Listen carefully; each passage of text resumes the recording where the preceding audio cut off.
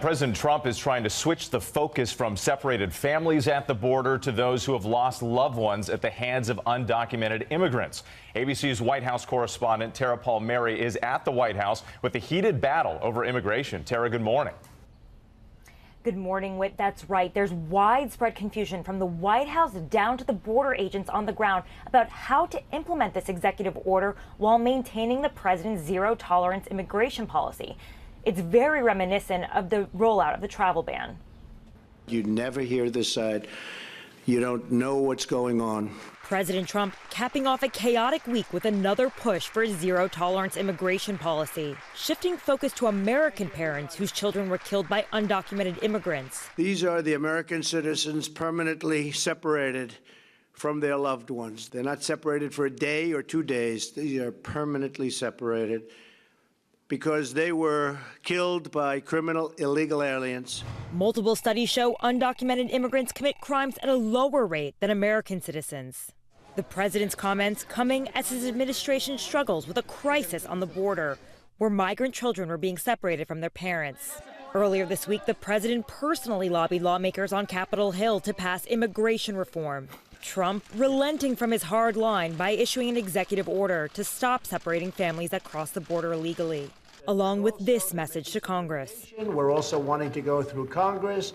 We will be going through Congress. We're working on a much more comprehensive bill.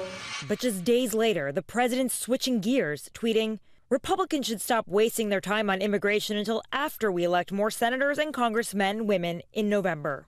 The confusion on Capitol Hill mounting as his quick fix, an executive order, is being held up in a California court. The administration seeking to change a law that requires the release of detained children within 20 days.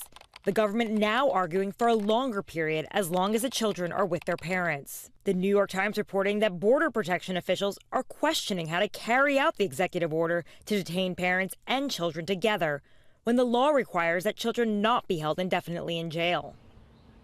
At a hearing yesterday, a government lawyer couldn't answer basic questions about how they'll reunite families or even if they'll continue detaining them, saying, quote, that's still in flux. Dan? A lot of questions, a lot of confusion this morning. Tara, thank you very much. Let's go back to Texas now, where we find ABC News chief political analyst Matthew Dowd.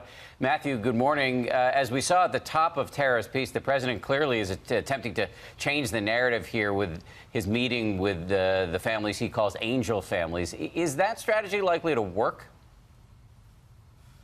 Well, you know, every American and all of us have great compassion for anybody that's been a victim of violent crime. But I think it's important to underscore one thing that Tara said, which is illegal immigrants or immigrants at all commit crimes at a much less rate than American citizens, native-born citizens here. I think the president's problem here is this was a great show of compassion in a moment.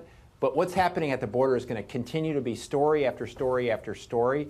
And until immigration is dealt with, that is the story that's going to take place over the course of the next days, months, and weeks ahead. So I think it's going to be very hard for the president to shift it to what he wants, because it's still going to be about the border. You talked about dealing with immigration. For days, the president and his advisors and his family members were calling on Congress to act.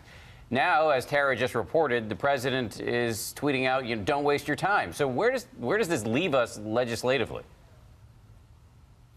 To me, it's highly, highly unlikely that anything is going to happen on immigration before November, and it's probably even as high that anything is going to happen after November, which is unfortunate because this has been an issue. I mean, one thing I think it's important for viewers to keep in mind is that President Bush tried to do this, and certain group of House GOP members killed it under President Bush.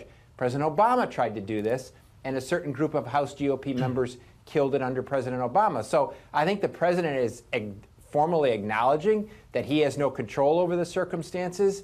But until we deal with this issue of immigration, we're going to constantly have this problem, both with criminal elements and the crisis that we see at the border today.